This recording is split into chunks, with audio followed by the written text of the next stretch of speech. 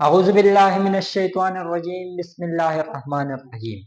इब्तिदा है रब्ब जलील के बाबरकत नाम से जो दिलों के बैत खूब जानता है। अस्सलाम वालेकुम व्यूअर्स, मेरा नाम है मोहम्मद आनिस और आप इस वक्त देख रहे हैं हयातियात वाले। हयातियात वाले में हमने केमिकल कोऑर्डिनेशन चैप्टर को कंप्लीट किया। आज हम एक नया चैप्टर शुरू करने जा रहे हैं विच इज रिप्रोडक्शन। तो चलिए शुरू करते हैं। रिप्रोडक्शन।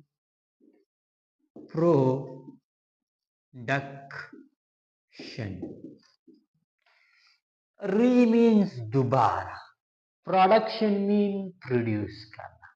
तो दोबारा प्रोड्यूस करने का क्या मतलब है? दोबारा प्रोड्यूस करने का मतलब है अपने जैसे ऑर्गेनिजम्स को पैदा करना। ठीक है, अपने जैसे ऑर्गेनिजम्स को पैदा करना रिप्रोडक्शन है। द प्रोडक्शन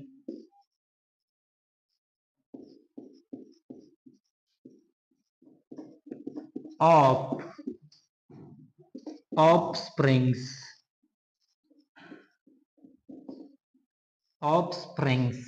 from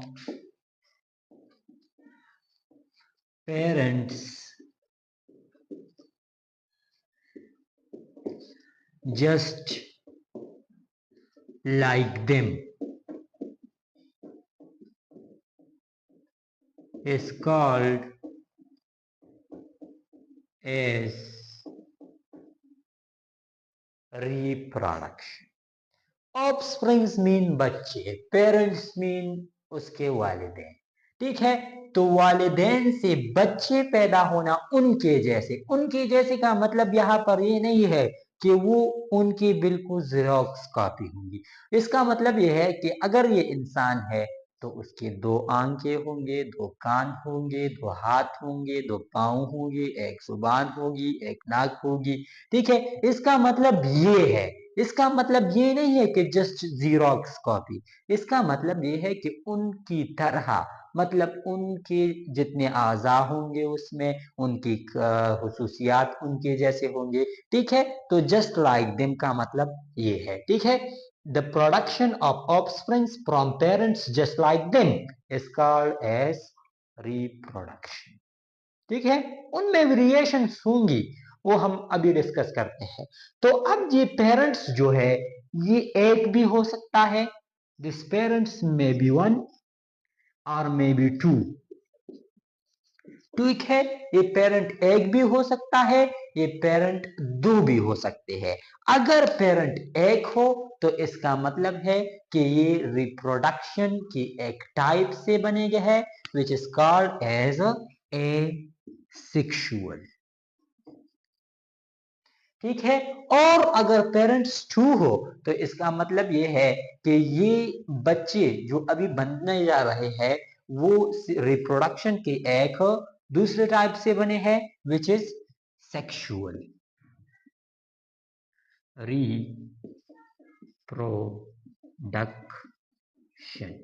ठीक है, asexual reproduction and the sexual reproduction. अब एसेक्सुअल क्या है?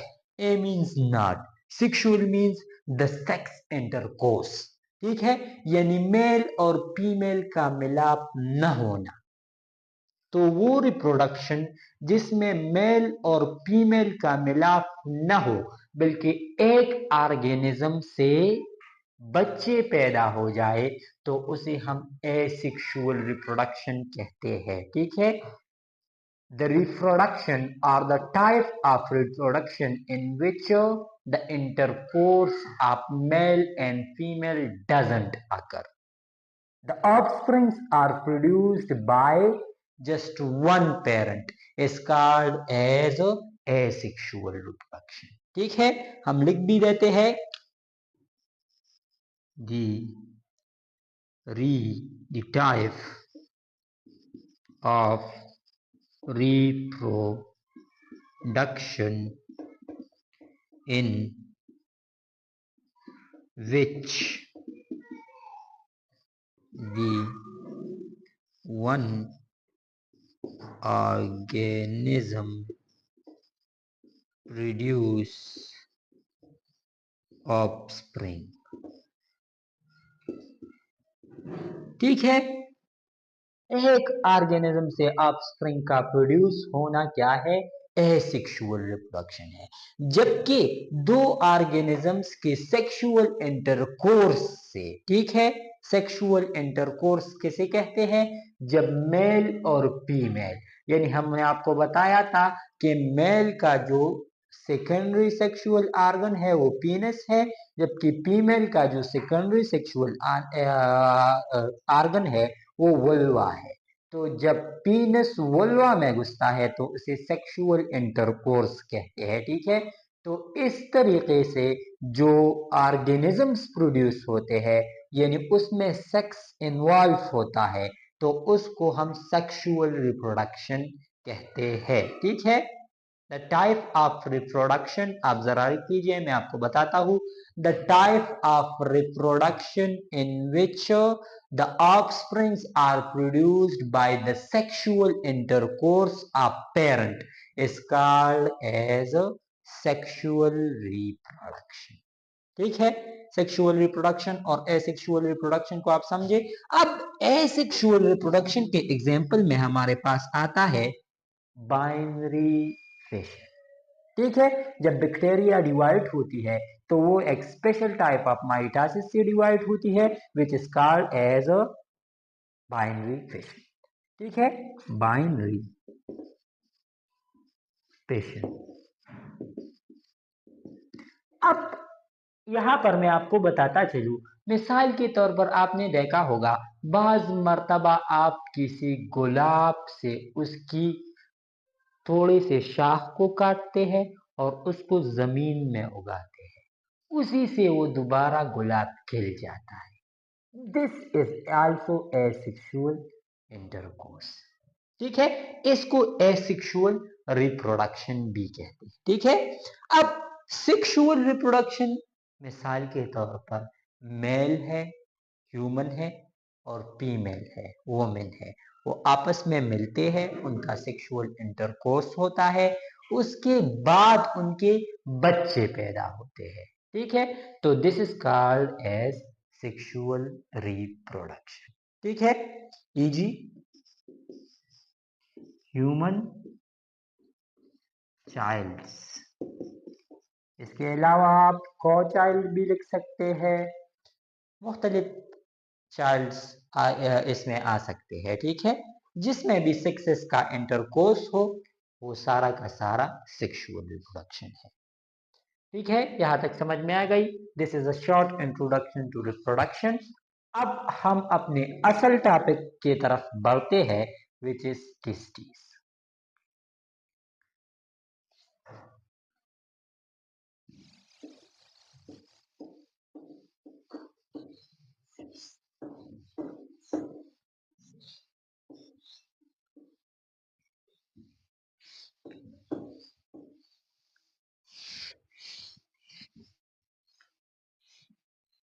अब सबसे पहले, कल हमने आपको ये बताया था अपने गुनेड्स केमिकल कोऑर्डिनेशन के लास्ट लेक्चर में कि टेस्टिस क्या है। Testis are the primary male sex organ.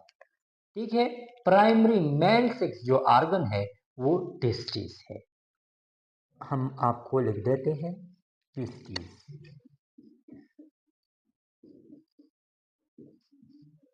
Mail primary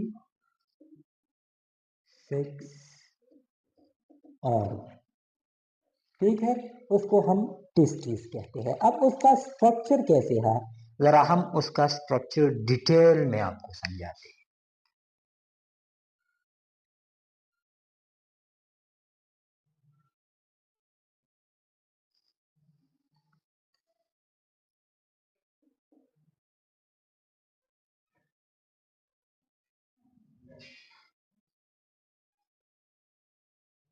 ये हो गया। अब यहाँ पर ये आ गया एक लेयर, यहाँ पर ये एक दूसरा लेयर आ गया,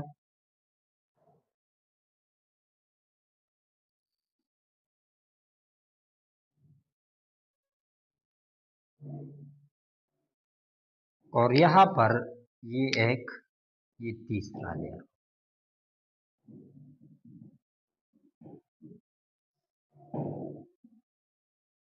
ठीक है, अब यहाँ पर यू स्ट्रक्चर्स है। यू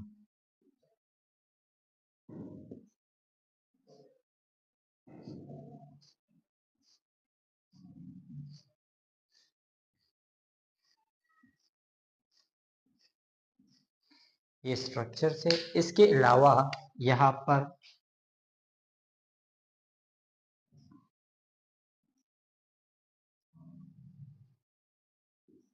ये भी स्ट्रक्चर्स है। ठीक है, इसके अलावा यहाँ पर मजीद स्ट्रक्चर्स है, जस्ट लाइक दिस।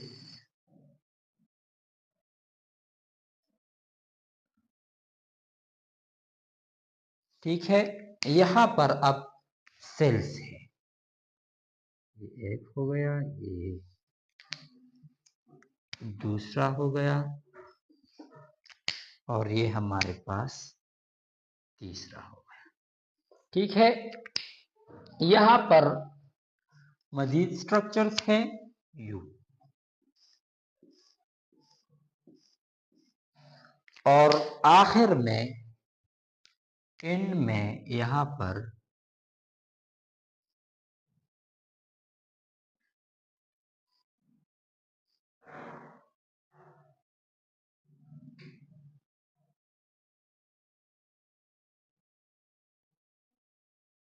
ये हो गया एक और स्ट्रक्चर।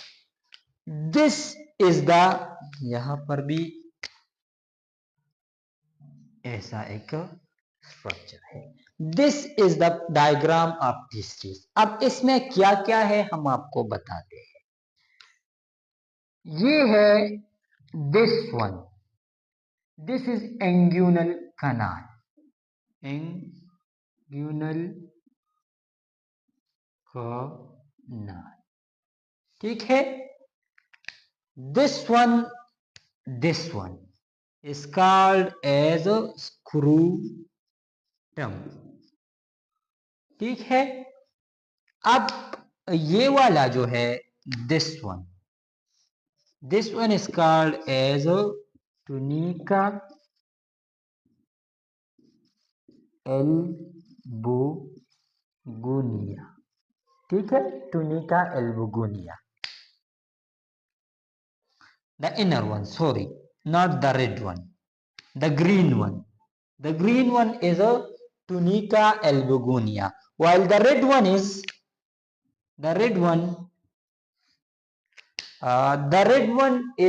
fatty layer। ठीक है, फैटी लेयर, ये फैटी एसिड का एक लेयर है। जबकि this one, the inner blue one, this one is called as tunica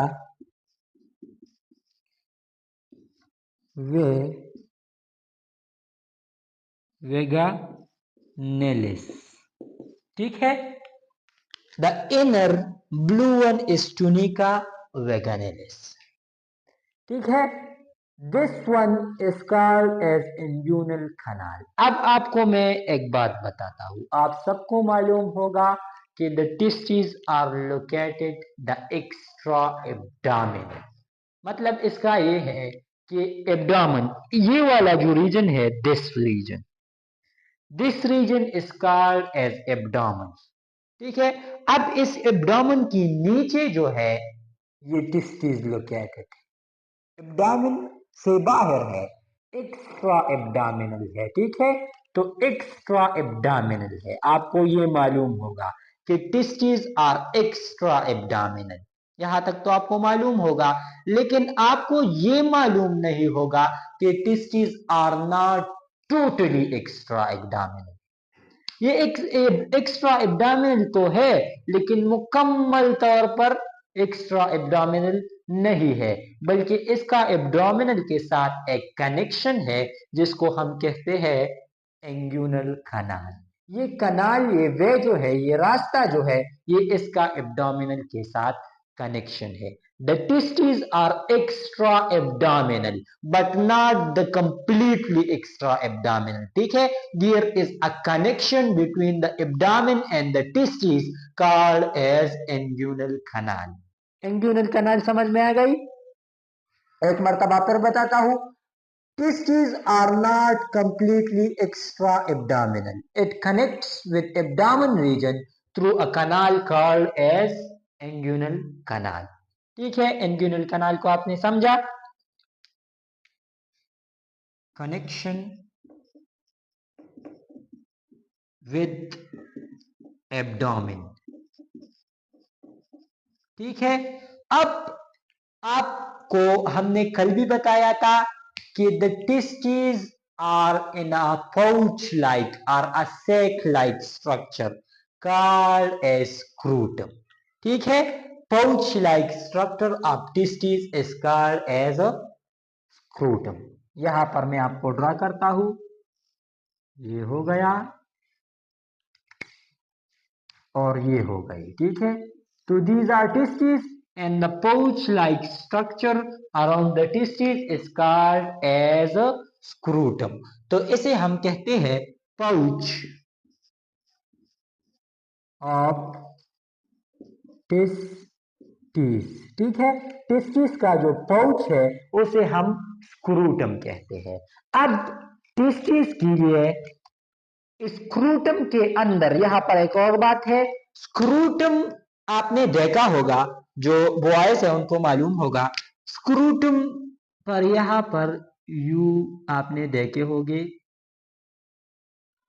लकीर होते हैं, लाइंस होते हैं, उन्हें हम कहते हैं स्क्रूटल रिफे। स्क्रूटल रीफे, ठीक है।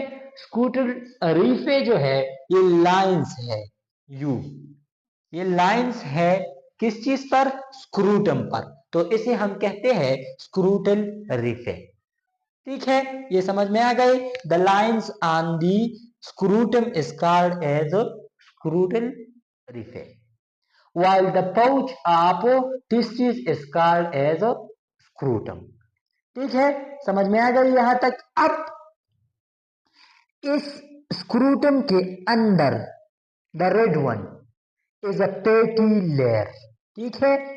स्क्रूटम के अंदर जो रेड वन है ये वाला, ये पेटी लेयर है, ठीक है, जो कि इसके लिए प्रोटेक्शन का काम करता है।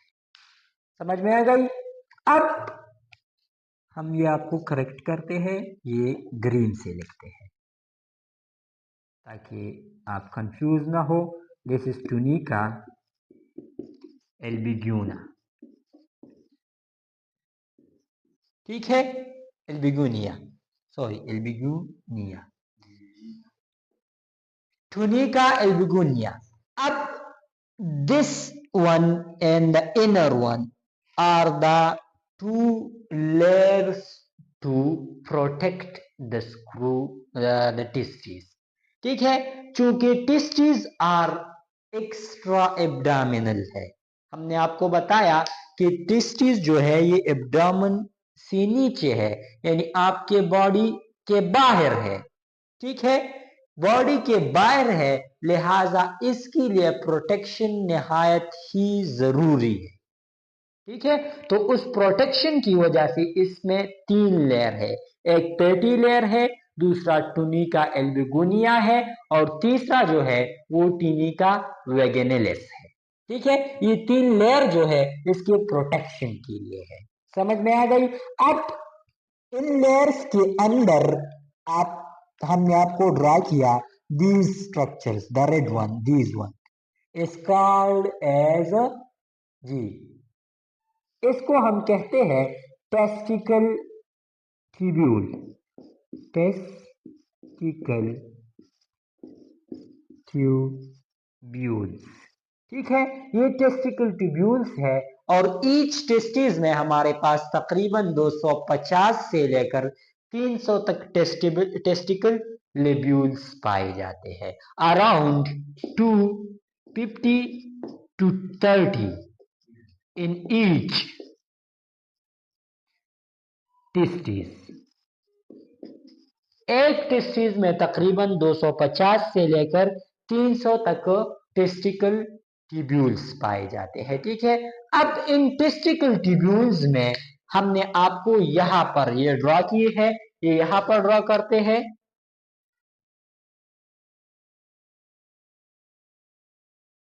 ठीक है, अब हर एक टेस्टिस में तकरीबन 1 से लेकर 4 तक ऐसे स्ट्रक्चर होते हैं जिनको हम सेमिनिफेरस ट्यूब्यूल कहते हैं। ठीक है, these are the seminiferous tubule,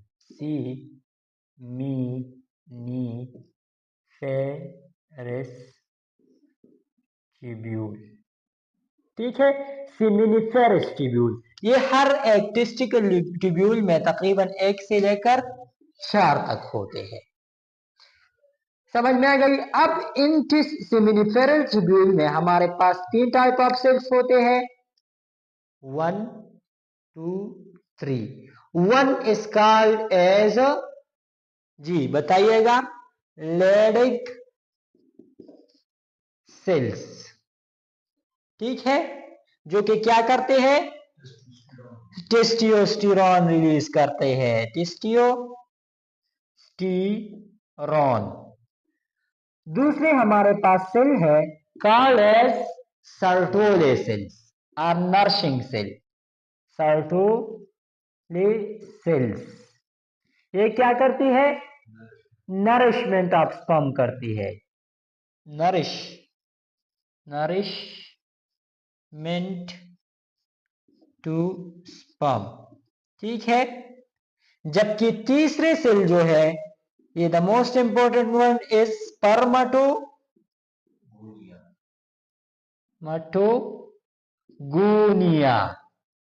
spermatogonia are the stem cell to produce the sperm. ठीक है, स्पर्म जो सेल प्रोड्यूस करते हैं उनको हम स्पर्मेटोगोनिया कहते हैं। तो ये इन 3 किस्म से सेल सेमिनिफेरस ट्यूब्यूल में पाए जाते हैं, और ये सेमिनिफेरस ट्यूब्यूल का मेन काम क्या है, स्पर्मेटोजेनेसिस। तो अगर आपसे कोई पूछे कि the spermatogenesis take place in a testis but the specified place is a seminiferous tubule, मैं आपको एक एग्जांपल देता हूं, मैं आपको ये एक एमसीक्यूज बनाता हूं। चलिए, the spermatogenesis takes place in, first option testis, second option testicle tubule, third option seminiferous tubule, and the last all of the above.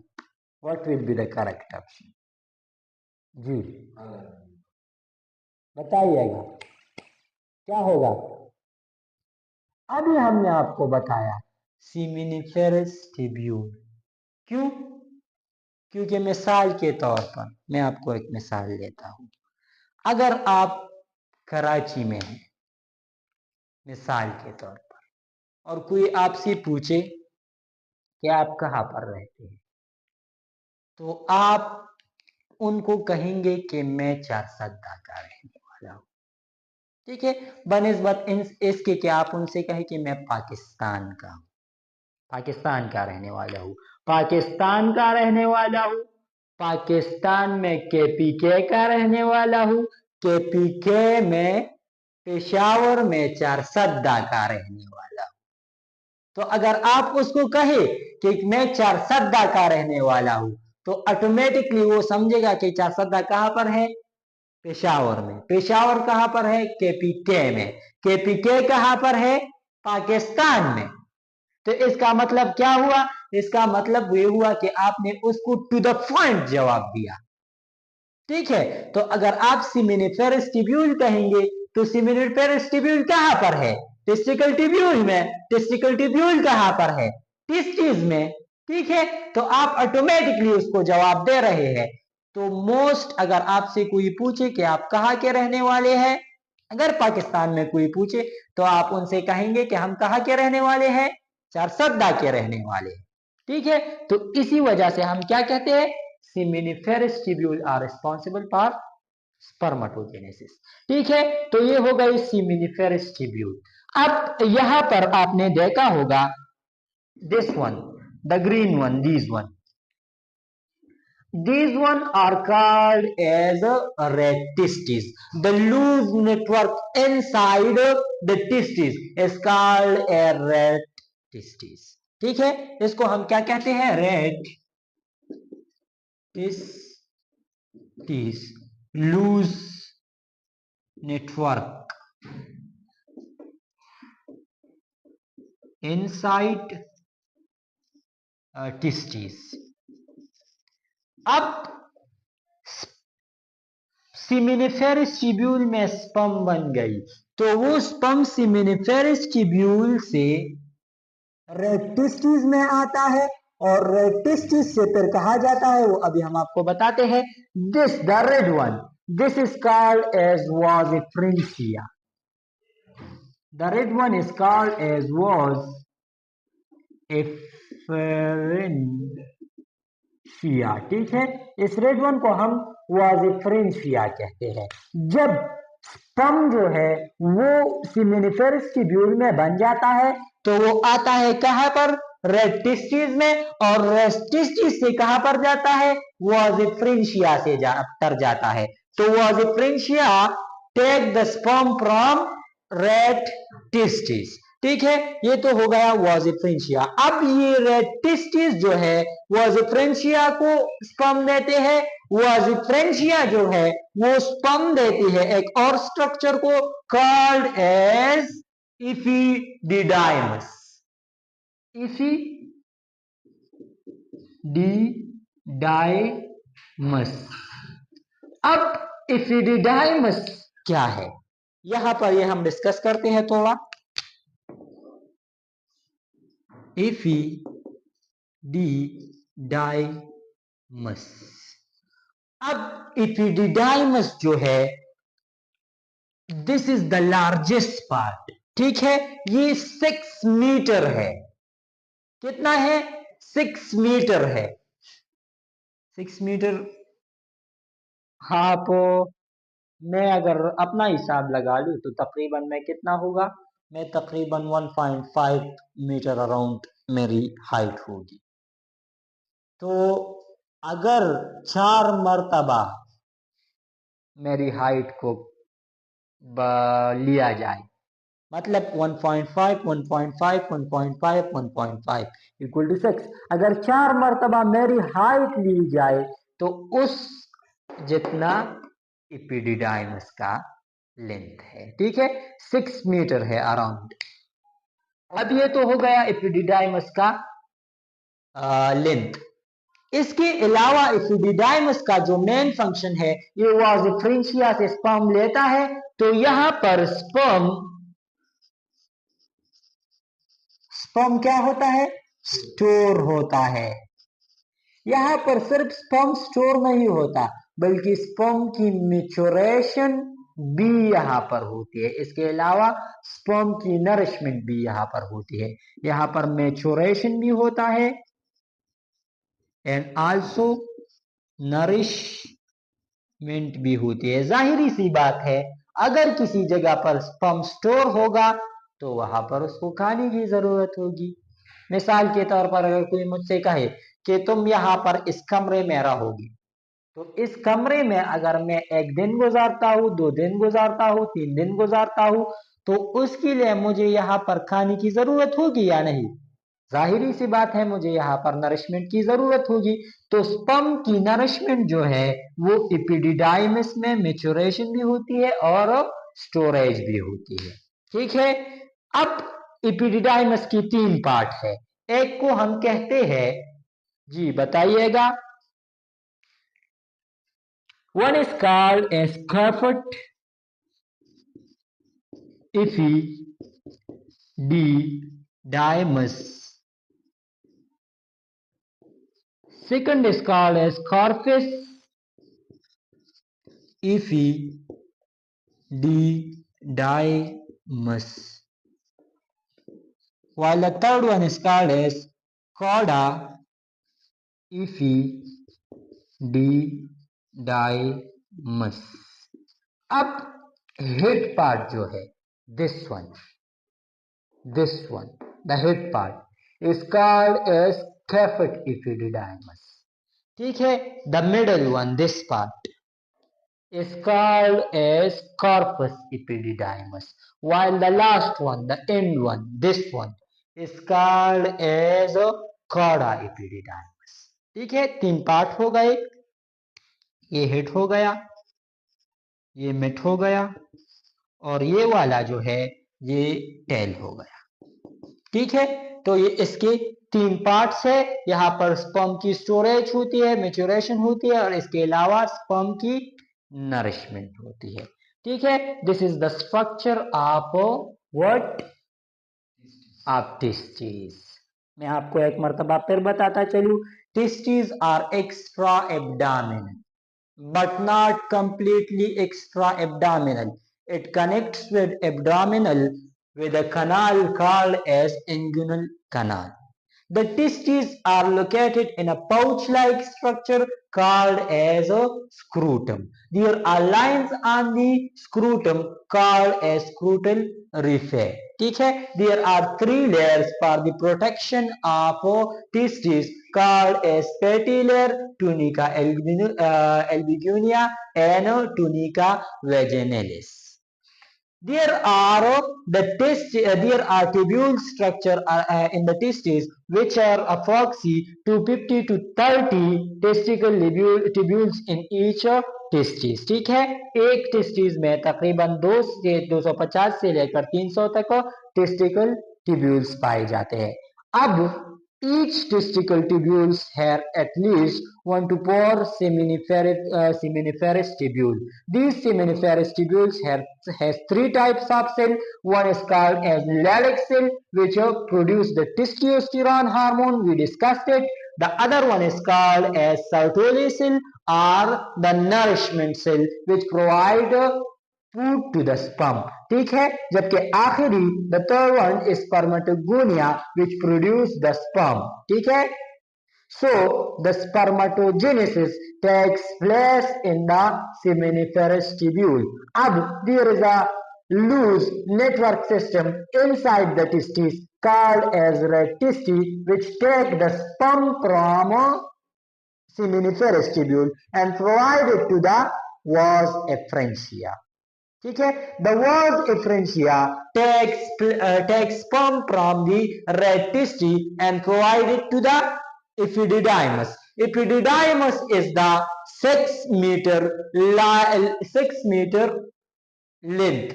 ठीक है, there are three parts of the epididymis. One is called as caput epididymis, which is head. The second one is called corpus epididymis, which is mid, and the third one is called cauda epididymis, which is tail. ठीक है, यहां तक समझ में आ गई। अब यहां पर सिर्फ एक बात रह गई है स्ट्रक्चर में कि there are two type of muscles in testis. यहां पर मैं लिख देता हूं, टू टाइप मसल्स है, जिसमें से एक है, जी बताइएगा किसी को आते हैं, one is cremaster and the second one is dartus. ठीक है, अब यहां पर एक सवाल उठता है, why the testes are extra abdominal? Testis क्यों वजूद से बाहर है? जी, आपने देखे होंगे फीमेल में ओवरीज इनसाइड द बॉडी होती है, जबकि मेल में टेस्टिस आउटसाइड द बॉडी है। क्यों?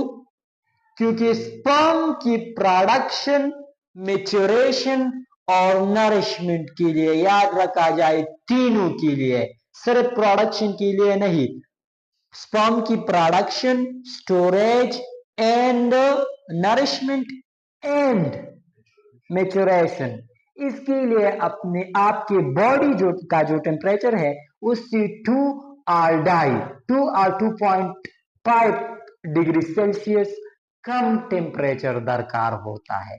मतलब क्या हुआ? मतलब ये हुआ कि स्पर्म की प्रोडक्शन, मैच्योरेशन और नरिशमेंट और स्टोरेज जो है वो तकरीबन 33 डिग्री सेंटीग्रेड या 34.5 डिग्री सेंटीग्रेड पर होती है।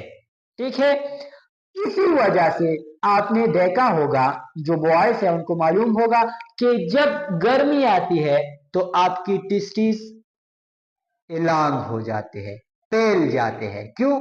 ताकि उसको टेम्परेचर कम किया जा सके, और जब वो फैलती है तो क्या होती है, रिलैक्स कर जाती है, and the relax is done by the muscle cremaster और द डार्टिस। ये तो हो गया गर्मी में। अब सर्दियों में आया, आपने देखा होगा कि जो टेस्टिस है वो बॉडी की तरफ मूवमेंट करती है। क्यों? ताकि उसका टेम्परेचर बढ़ सके। ठीक है, क्योंकि एक्सटर्नली टेम्परेचर कम है, लिहाजा वो आपके बॉडी के करीब आ जाते हैं ताकि उसका टेम्परेचर क्या हो सके, बढ़ सके।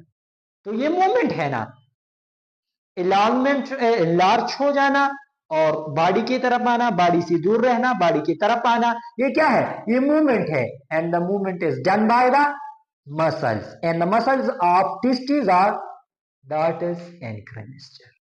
समझ में आ गई? ये हो गए इनके दो मसल्स, और हमने आपको ये भी बताया कि टेस्टिस आर एक्स्ट्रा एब्डोमिनल। अब हम take a screenshot of it.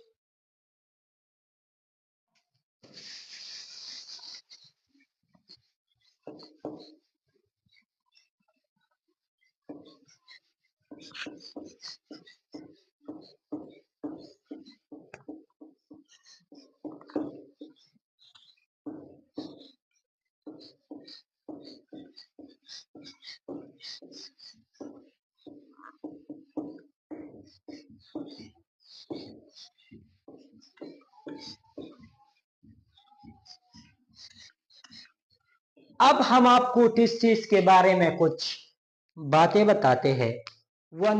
पहला तो मैं आपको बता चुका हूं, एक्स्ट्रा एब्डोमिनल। ठीक है, एक्स्ट्रा एब्डोमिनल है, क्यों है? क्योंकि स्पर्म की प्रोडक्शन, मैच्योरेशन एंड स्टोरेज के लिए 2 डिग्री 2.5 डिग्री लेस टेम्परेचर दरकार होता है। ये तो मैं आपको बता चुका हूं। दूसरा, the lift testis is little bit below than right one। Left वाला जो टिश्यू है वो राइट वाले से थोड़ा सा नीचे है। क्यों? अब इसका स्पर्म की प्रोडक्शन से, मैच्योरेशन से कोई भी वास्ता नहीं है। ठीक है, उसकी प्रोडक्शन पर इसका कोई भी इफेक्ट नहीं है। लेकिन इसकी एक रीजन ये है कि अगर कोई एक्सीडेंट होता है, मिसाल के तौर पर दीज आर योर लेग्स। ठीक है, ये दो मार्कर हमने आपको बताए, this two one are your legs. इनके दरमियान में क्या है, टेस्टिस है। जब ये कोई ट्रॉमा या कोई एक्सीडेंट होता है तो जब ये दोनों लेग्स करीब आते हैं तो ये हो गए, मिसाल के तौर पर आपके पास टेस्टिस हो गए। This one is my right one while this one is my left one. अब लेफ्ट वन जो है ये राइट वन से थोड़ा सा नीचे है, यानी यू। ठीक है, तो अगर मेरे ये मिसाल के तौर पर ये मेरे दोनों लेग्स है, तो अगर इसकी पोजीशन ये होती ऐसे, और मेरे पाँव जो है वो ऐसे आते, ठीक है, ट्रॉमा के दौरान, तो ये दोनों टेस्टिस आपस में यू मिलते और इनकी क्रैश होने की संभावना थी। ठीक है, लेकिन अगर ये यू हो जो है, ठीक है, तो अगर मेरे दोनों टांगे करीब आएंगे, ये मेरे दोनों टांगे करीब आ गई, तो क्या हो जाएगा, ये एक वाला टेस्टिस ऊपर जाएगा यू, जबकि दूसरे वाला नीचे रह जाएगा, और इसकी क्रैश होने की संभावना कम हो जाएगी। ठीक है, तो इस वजह से जो है वो left testis is little bit below than the right. समझ में आ गया? अब तीसरी बात, टेस्टिस जो है वो प्रोड्यूस होती है 7 to 8 वीक्स।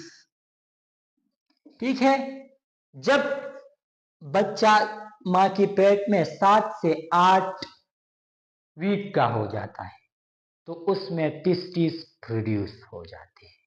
ठीक है, important one. And testis extra abdominal कब होते हैं? ये भी इसी तरह ही है, ये 7 से 8 मंथ्स में एक्स्ट्रा एब्डोमिनल हो जाते हैं। ठीक है, 7 से 8 वीक में प्रोड्यूस होते हैं और 7 से 8 वीक में एक्स्ट्रा एब्डोमिनल होते हैं। हम इसके साथ लिखते हैं, ये प्रोड्यूस हो गए और ये क्या हो गए? ये हो गए एक्स्ट्रा एब्डोमिनल। ठीक है, अब हम आपको कुछ कंसेप्ट्स बताते हैं इस टेस्टिस के बारे में। फर्स्ट वन इज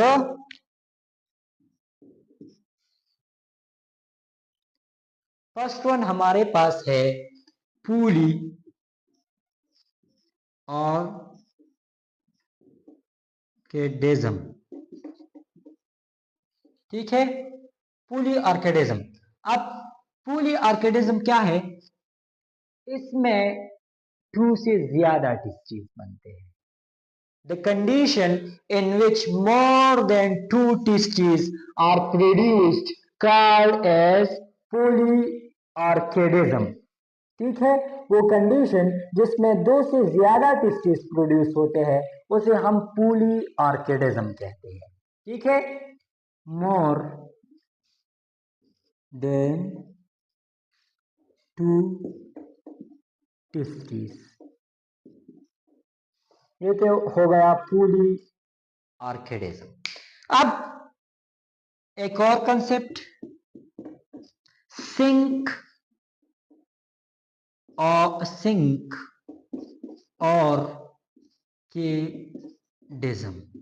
अब सिंक ऑर्किडिज्म क्या है? टेस्टिस तो 2 है ना, ठीक है, टेस्टिस 2 है, तो सिंक ऑर्किडिज्म में क्या होता है? ये दोनों टेस्टिस अलग अलग है। सिंक में ये दोनों यू होते हैं, जोड़े होते हैं। ठीक है, the connected testes are called as sync orchidism। ठीक है, टेस्टिस वो कनेक्ट होते हैं। अब एक और कंडीशन, तीसरा, क्रिप्टो ऑर्किडिज्म। क्रिप्टो ऑर्किडिज्म अब क्या है? जब 7 to 8 मंथ्स में टेस्टिस एक्स्ट्रा एब्डोमिनल ना आए बल्कि वजूद के अंदर यानी एब्डोमेन के अंदर रह जाए, तो उस कंडीशन को हम क्या कहते हैं? क्रिप्टो ऑर्किडिज्म। ठीक है, टेस्टिस और इंटर एब्डोमिनल। ठीक है, टेस्टिस जो है वो इंटर एब्डोमिनल रह जाते हैं, वो बाहर नहीं आती, तो उस कंडीशन को हम क्या कहते हैं? क्रिप्ट ऑर्किडिज्म। अब अगर एक टेस्टिस बाहर आ जाए और एक अंदर रह जाए तो उसे हम कहते हैं मानो क्रिप्ट ऑर्किडिज्म। अगर दोनों टेस्टिस अंदर रह जाए तो उसे हम डाई क्रिप्ट ऑर्किडिज्म कहते हैं। समझ में आ गई? अगर एक टेस्टिस अंदर रह जाए एक बाहर आ जाए तो उसको मानो क्रिप्ट ऑर्किडिज्म कहते हैं। अगर दोनों अंदर रह जाए तो उसको डाई क्रिप्ट ऑर्किडिज्म कहते हैं। ठीक, क्लियर? अब एक और कंडीशन है हमारे पास, फोर्थ वन, हमने आपको ये बताया है कैस्ट्रेशन।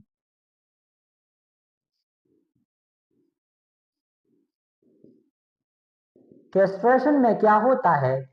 टेस्टिस को क्रश किया जाता है। मैंने आपको कल भी ये बात बताई थी, आज भी बताने जा रहा हूं, टेस्टिस को क्रश करने को कैस्ट्रेशन कहते हैं। आपने बाज बैलों को देखा होगा, उनकी टेस्टिस को क्रश किया जाता है। क्यों? क्योंकि टेस्टिस बनाता है testosterone and testosterone is aggressive in nature. Testosterone क्या है? एग्रेसिव इन नेचर है। लिहाजा बाज बैल की टेस्टोस्टेरोन की प्रोडक्शन को रोकने के लिए वो उसकी टेस्टिस को क्रश करते हैं, जिसे कैस्ट्रेशन कहते हैं, ताकि वो गोसाइल हो सके। ठीक है, उसका गुस्सा कम हो सके। गोसाइल बनाने के लिए टेस्टिस को क्रश करते हैं, crush testes to make organism docile। ठीक है, लेकिन ये क्या किस में होता है जी? एनिमल्स में होता है। ठीक है, ये मेल में कोई नहीं करता कैस्ट्रेशन। अब हमारे पास एक और कंसेप्ट है, आर्केडिक टू मी। अब ये आर्केडिक जो है ये हम इस्तेमाल करते हैं टेस्टिस के लिए।